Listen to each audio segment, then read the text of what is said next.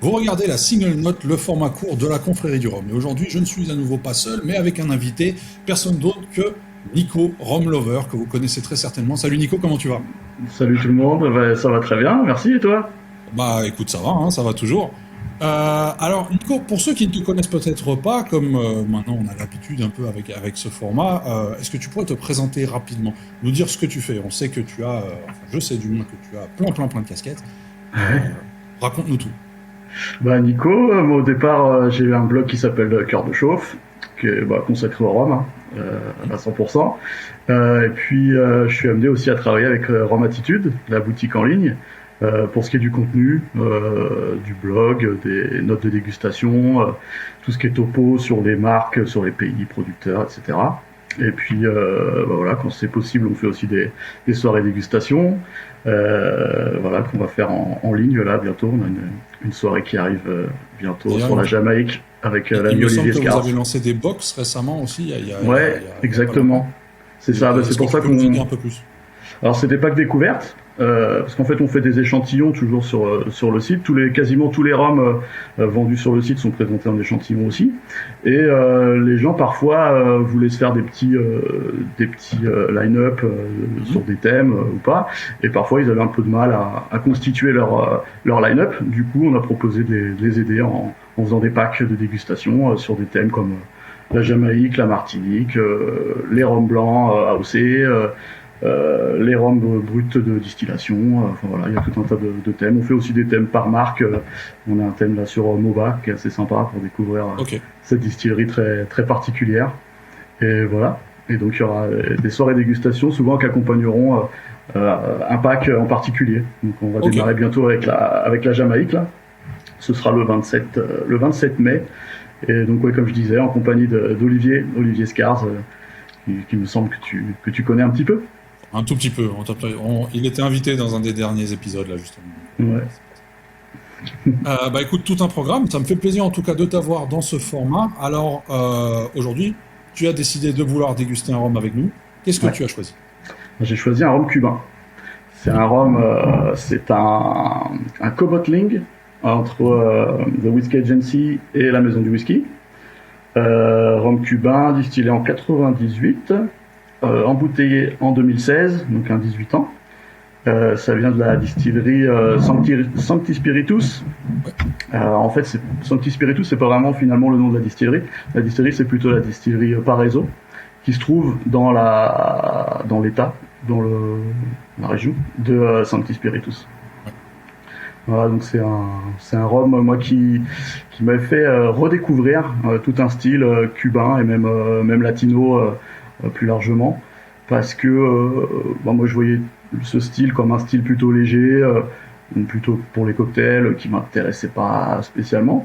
Ouais, Et puis bien j'ai sûr. goûté ça par hasard et j'ai trouvé ça incroyable. En me renseignant un petit peu, j'ai appris que la méthode cubaine était super intéressante, avec un gros travail d'assemblage sur des bases d'aguardiente. En fait, Mhm. l'aguardiente, c'est un rhum concentré, c'est un peu comme le Ayester version cubaine, c'est-à-dire qu'ils font des aguardiente distillés à 75 degrés à peu près sur une seule colonne, qu'ils assemblent ensuite avec des alcools pour le coup très légers, Mhm. des rhums très légers, quasiment neutres. Hein. On appelle ça des destillados des cañas, donc c'est alcool de canne. Ouais. Voilà. Et donc ils assemblent les aguardiente avec les alcools de canne pour faire du rhum. Et je pense, alors j'ai pas vraiment la confirmation, mais je pense que ce rhum-là, qui est un single cask, est une de ces aguardiente. Ou alors contient une grande partie d'aguardiente, parce que c'est un rhum très, très aromatique, très intéressant. Voilà, c'est pour ça que j'ai choisi de vous présenter ça aujourd'hui. Super. Alors, quand tu m'as dit que tu allais choisir ça, bien sûr, pour moi, la tâche a été un peu compliquée de trouver quelque chose qui allait plus ou moins rentrer en parallèle avec ce rhum-là. Le but étant tout simplement éventuellement de parler d'alternatives ou d'essayer de trouver un truc ressemblant ou inspiré par ce que m'apporte l'invité. Et alors, j'ai trouvé un rhum très intéressant. Tu parlais de la distillerie Paraiso. Mhm. J'ai trouvé un Ron Paraiso de chez Bristol Spirits. Ah, classe, Voilà, je connaissais ce pas qu'il faut ça. savoir, c'est que Bristol Spirits, donc John Barrett, a également sorti, alors il y a de ça déjà quelques années quand même, un rhum cubain, donc de la distillerie Paraiso, qu'il a tout simplement appelé Ron Paraiso. D'ailleurs, l'étiquette est un peu originale parce que c'est les anciennes étiquettes où il utilisait encore le drapeau des pays. D'accord, Il le fait ouais, encore sur certains trucs comme la Grenade, il me semble, ou Haïti. ouais, Et là, effectivement, on a le drapeau cubain en fond. ok, C'est vraiment passé sous la radar. J'en ai pas vu beaucoup, même sur Internet. Je n'ai pas beaucoup ouais, trouvé d'informations sur cette bouteille-là.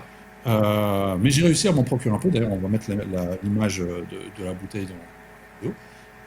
Et donc voilà. Et donc je propose éventuellement qu'on compare avec nos notes respectives, donc chacun de son côté, hein, mhm, euh, ces deux rhums qui, a priori, viennent donc de la même distillerie et a priori, ils sont tous les deux embouteillés par des embouteilleurs indépendants. Donc j'imagine que les lots doivent pas avoir beaucoup de différence, a priori, ou que tous les deux, comme tu le dis, sont peut-être avec une majeure partie d'aguardiente dans les deux. ouais, C'est juste que ce sont deux embouteilleurs indépendants, différents, ou pour le coup trois, puisque le tien, de ton côté, c'est oui, une joint venture entre la maison du whisky et Whisky Johnson. c'est ça. Ouais. C'est quelle année le tien? Alors justement, il n'y a pas d'année qui Ah, figure sur c'est l'étiquette. pas précisé, Et donc ok, c'est un peu flou, je ne saurais pas te dire. ok, Vu l'état de la bouteille, je pencherais pour les années 90, mais je ne saurais pas. d'accord. Ouais, donc ça commence à être assez ancien, ok. Oui, alors c'est clairement une référence qu'on ne retrouve pas du tout récemment, donc je ne saurais pas t'en dire plus parce que ça manque malheureusement de clarté et d'informations Ouais. sur l'étiquette, comme c'était le cas à l'époque malheureusement où on mentionnait en tout cas très peu Hmm. d'informations sur les étiquettes. Ok. T'as un compte d'âge, quelque chose? Ou vraiment il n'y a rien du tout, on te dit juste la distillerie et puis... On te dit juste Ron Paredo, Ok, rhum cubain, point barre. ok. Bon, bah écoute. Donc je ne saurais même pas te dire combien de temps il a été vieilli sur place et combien de temps il a été vieilli en Angleterre, Ouais. euh, puisque les rhums de chez Bristol sont Hmm. vieillis en Angleterre. Donc voilà, je n'en sais malheureusement pas beaucoup plus. Ok. Voilà. Bon, Mais on va voir je à quoi ça propose qu'on passe à ressemble. la dégustation. Ok, allons-y. Super. Alors, je vois que la couleur de nos deux verres est déjà plutôt similaire, j'ai l'impression. Hein, C'est vrai. Ouais. Couleur c'est plutôt clair or, en fait. plutôt or clair, ouais. Hmm. Ouais. Moi j'ai tout de suite beaucoup de raisins. Des raisins secs, mais Ouais. aussi un côté vineux, presque vin blanc. Vin, euh, vin blanc peut-être presque un peu sucré. Alors, j'ai un côté fruité, mais qui ne me rappelle pas forcément du raisin. J'irais sur des fruits secs, effectivement, mais j'aurais peut-être pas mis le raisin en avant comme ça, mais qui est D'accord. directement rejoint par un côté pâtissier Ouais. très très présent. J'imagine que ces deux rhums ont dû être vieillis en fût ex-bourbon. Alors là, c'est un Hogshead, c'est-à-dire Ok, un fût de 250 litres, ouais, donc avec une partie ex-bourbon, et ouais, dont il y a 25% des douelles qui ont été remplacées par des douelles de chêne américain neuf. ok, Donc ça, ok, ça ok. donne un côté un peu plus sec au profil typique ex-bourbon, quoi. D'ailleurs, ça aussi, c'est un sujet assez intéressant que j'ai vu évoqué récemment et qui m'a pas mal fait réfléchir. C'est effectivement, on a beaucoup de rhums cubains vieillis en fût de chêne américain Ouais, ou en fût ex-bourbon, ouais. alors qu'avec l'embargo, ils ne sont pas censés Oui, avoir ces prix-là. Et donc c'est la vrai que c'est question c'est, étonnant. est-ce que ça passe d'abord par un pays tiers, par l'Angleterre peut-être, parce que les Hogsheads généralement c'est des trucs qui sont utilisés pour les whiskies Ouais. écossais essentiellement. Et Mm. donc est-ce que ce serait éventuellement des fûts qui ont d'abord été en Angleterre puis qui ont été ramenés vers Cuba par après? Euh, C'est étonnant, hein. Grosse question à ce sujet-là. D'ailleurs, si vous avez plus d'infos sur le sujet, n'hésitez pas à le mettre en commentaire, ça nous intéresse toujours. Alors par la suite, alors pour le coup, c'est une note qui ressort vraiment beaucoup, c'est le miel. Ouais, d'accord. Un miel un peu corsé ou un miel léger, Non, enfin, un miel miel léger. léger, un peu floral. Ouais. Moi j'ai un côté floral aussi comme ça, un peu fleur blanche. Et puis quelque chose de végétal, presque, presque du jus de canne. C'est assez étonnant. D'accord, original. Une petite fraîcheur, un jus de canne un peu cuit quand même, mais je trouve qu'il y a quelque chose qui revient comme ça de la canne. Et puis ensuite, c'est un végétal qui devient un peu plus résineux, un peu plus lourd. Mhm. Et Alors, J'ai clairement cette note de miel, un miel très liquide, un peu comme du miel d'acacia, tu vois. D'accord, Euh, ouais, ouais. Très Le très liquide. miel vraiment léger, quoi. Miel de printemps, comme on dit. Il est à combien de degrés le tien? 50, 51,3. Ah oui, oui, d'accord, d'accord. Donc on parle vraiment pas de la même chose. Le mien étant à 42. D'accord, ouais, c'est plus La version traditionnel réduite à la pour limite. Bristol. C'est ça. Ouais. Moi, je sais pas si c'est un brut de fût. Euh, je sais pas du tout précisé. Est-ce que ça se trouve encore? 51,3. Il me semble que oui. Oui? Il me semble que ça se trouve encore. Ouais, ouais. D'accord. Ouais, ouais. J'ai acheté cette bouteille-là il y a déjà un petit moment, mais je crois que ça doit être encore dispo. Ouais, ouais, ça doit se trouver. Parce que bah, on n'a pas beaucoup parlé. C'est un peu obscur comme embouteillage. Il y avait C'est vrai que des longues pontes qui étaient sorties à la même époque avec les mêmes étiquettes. Ça avait un peu plus marché. Que celui-là était passé un peu sous le radar. Et donc ouais, je pense que c'est encore dispo. Ouais. c'est vrai qu'après, les étiquettes, du moins il y a quelques années encore, qui venaient d'embouteilleurs indépendants, n'étaient pas encore très recherchées, surtout quand c'était du vieillissement continental. Ouais. Je prends l'exemple de Bristol ou Whisky Agency, mais également de Renegade, par exemple. Ouais. Après l'arrêt de la marque Renegade, Mm. dont la distillerie, enfin dont une distillerie va être ouverte, enfin et vient d'être ouverte, Mm. on a retrouvé encore beaucoup de stocks de Renegade un peu partout chez les cavistes qui ne partaient pas et qui C'est n'étaient vrai. pas tellement chers au final, alors que les produits Mm. étaient très bons pour la plupart. Ouais. Mais parce que le vieillissement continental et surtout des embouteillages de whisky à la base, Mm. ça faisait pas très vendeur pour le rhum, je suppose. Ouais. Ouais, Alors c'était un peu qu'aujourd'hui, voilà, obscur, c'était un peu pointu. voilà, c'est ça, Ouais. c'est ça. Et puis en plus, quand c'est des rhums cubains, ah voilà, on a D'autant toujours plus. un peu les préjugés par rapport au rhum cubain. Oui, c'est léger, c'est pas bon, voilà, Mm. ça mélange avec du coca, alors que finalement non, il y a des trucs un peu rares auxquels on aurait peut-être dû s'intéresser un peu plus tôt, je pense. Complètement. Et surtout que là, voilà, l'ouverture, c'est là qu'on arrive sur un profil très étonnant. C'est-à-dire que le petit côté résineux de tout à l'heure est devenu presque médicinal, et puis on a un petit peu de réglisse, et on a quelque chose de fumé qui s'installe, et on va même jusqu'à un truc animal avec du cuir, presque de la viande fumée. On arrive sur un rhum quasiment, un rhum lourd, bon, toute proportion gardée, hein, bien sûr, Bien sûr. pour Cuba, mais on a même une petite olive noire, un peu de tapenade comme ça, vraiment les choses typiques qu'on retrouve dans les rhums lourds. Donc, Alors que moi, pour ma part, j'ai pas du tout ça. J'ai vraiment un côté floral qui s'installe, d'accord, avec des notes assez fraîches d'eucalyptus, d'accord, ok, ouais, de menthe. mhm, Donc ça part vraiment dans un profil complètement différent. Alors après, par contre, je soupçonne celui-ci d'avoir été vieilli uniquement en fût de Bourbon. d'accord. Euh, Ouais, donc t'as un profil un peu plus typique, un peu plus typique, léger, un peu plus typique cubain. Ouais. ouais. Mais pas inintéressant pour autant, surtout que ça n'a, je veux dire, en dehors de la note de miel, Mhm, ça sent pas le caramel ou le sucre comme ça peut être le cas ouais. certains.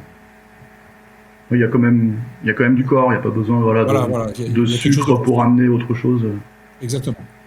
Mhm. Bon, à la tienne. À la tienne.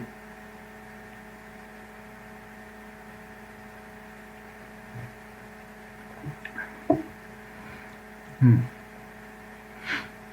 Il y a une belle attaque, très ronde, mais pas dans le sens sucré, dans le sens gras, avec une belle texture et des fruits exotiques bien mûrs dans un premier temps, avec une petite acidité, tu vois, les fruits exotiques limite qu'on commence à fermenter puis qui développent une petite acidité. Et puis après, il y a plus de fraîcheur au milieu de bouche, avec un côté un peu cuivré et de la poire. Donc là, on a un côté, je trouve, vraiment whisky. Donc ce côté poire Williams et puis un peu cuivré. Moi, ça me fait penser à un whisky. Je suis pas un grand spécialiste de whisky, mais c'est ce que ça m'évoque. Moi non plus, je te rassure. Et Alors, voilà. alors c'est étonnant parce que tu parlais de notes de viande fumée Mhm. au nez. Mhm. C'est la première note que j'ai repérée en bouche sur celui-ci. Ah, tu vois. Mais directement, dès le départ, tu avais la note viande fumée Ouais, carrément. qui arrivait, mais tout de suite dès le début. Mais elle est repartie d'aussitôt, mais elle était là quand Mhm. même bien présente. C'est-à-dire, je suis là et c'est reparti. Alors, ça arrivait par contre avec pas mal de notes d'alcool, Ah quelque oui. chose de très alcooleux. Ok. Euh, pas de sucre. Alors, zéro. Mm. Il n'y a Non. rien de doux, de sucré à ce Mm. rhum, vraiment pas. Mm. Donc on est loin des clichés actuels du cubain, c'est pas un peu l'autre. Euh, il y a vraiment ce côté fumé qui est parti, une légère astringence. Ça fait clairement penser à du whisky, Ouais. euh, comme sur le tien, vraiment. D'ailleurs, ça ne m'étonne absolument pas venant de chez Bristol. Beaucoup de ces rhums ont tendance à partir sur le whisky à partir d'un certain moment. Ouais. Mais pas, pas inintéressant, effectivement, surtout pour les amateurs du genre. On est vraiment à l'opposé de ce qu'on aurait pu espérer de ce rhum. Ouais. C'est ça qui est super intéressant, je trouve. C'est ça qui est assez dingue, hein, comme quoi il y a rhum cubain et rhum cubain, et puis la mine fait pas le moine, comme on dit. Ouais, exactement. C'est clairement ça. On a pas mal de préjugés sur ces rhums-là, alors qu'il y a finalement des trucs pas inintéressants, s'ils sont bien travaillés derrière, et qu'il y a effectivement un travail, peut-être par la suite, qui n'est pas cubain, qui est de main d'experts d'autres pays. Il y a moyen d'arriver sur des trucs plus intéressants, peut-être, ou plus à notre goût. Bah, le problème, c'est que souvent, c'est une tradition. Beaucoup de Roms latinos, on va dire, se revendiquent de cette tradition cubaine, sauf qu'ils l'ont un peu dévoyée, en oubliant souvent l'aguardiente, ou alors en mettant vraiment d'infimes proportions, et puis en mettant de l'alcool très très léger, je pense plus pour des raisons économiques. Et du coup, il y a quelque chose à faire avec la vraie tradition cubaine, et notamment c'est ce qui s'est fait là récemment avec la Progressiva et Eminente, qui sont pour moi plutôt intéressants. Voilà, des rhums équilibrés, accessibles à tout le monde, pas du tout ennuyeux. Alors en effet, c'est pas des trucs qui décollent la tête ou qui surprennent outre mesure, mais qui sont très buvables, délicats, subtils. On sent qu'il y a un travail d'assemblage intéressant. Je trouve que c'est très très bien fait. C'est finalement le rhum dans toute sa simplicité quelque part. Oui, ça ne va pas dans les profils brut de fût, high ester, tout ce qui est pas mal recherché ces derniers temps. C'est un rhum finalement assez simple, mais qui fait de la fois. C'est ça, que tu peux boire avec n'importe qui. Exactement. Qui fera plaisir, voilà, quand tu es en famille. C'est un rhum, c'est identifié clairement comme un rhum, quoi. Je veux dire, c'est ça. C'est le profil aromatique auquel tu penses quand tout le monde pense rhum. Voilà, c'est juste bien fait, quoi, comme tu dis. Ouais. Exactement. Alors Nico, pour les gens qui souhaiteraient te suivre éventuellement, que ce soit sur les réseaux ou autres, comment ils font? Il y a Facebook, hein, bien entendu. Il y a une page Cœur de Chauffe. Moi, mon profil perso, c'est Nico Rhum Lover. Après, il y a les actualités il y a le blog, bien entendu. Cœur de Chauffe Blogspot. Vous pouvez trouver ça sur Google ou autre. Et puis, le contenu de Rhum Attitude. Vous pouvez suivre le blog. Vous pouvez suivre l'actualité du site sur Facebook. Et puis voilà. Super. Écoute Nico, en tout cas, je te remercie d'avoir participé à ce format court, en espérant Merci à toi. Que ça t'ait fait plaisir. En tout cas, moi, ce petit cubain, il m'a fait plaisir. Moi aussi. D'ailleurs, je vais terminer. Et puis, vous aussi, chers spectateurs, j'espère que ça vous a fait plaisir. N'hésitez pas à liker, commenter et partager cet épisode avec vos amis. Vous pouvez également le retrouver sur YouTube. Et puis moi, je vous dis à la semaine prochaine avec un prochain invité. Et Nico, je te dis à la prochaine. Ciao, à la prochaine. Bye. Ciao.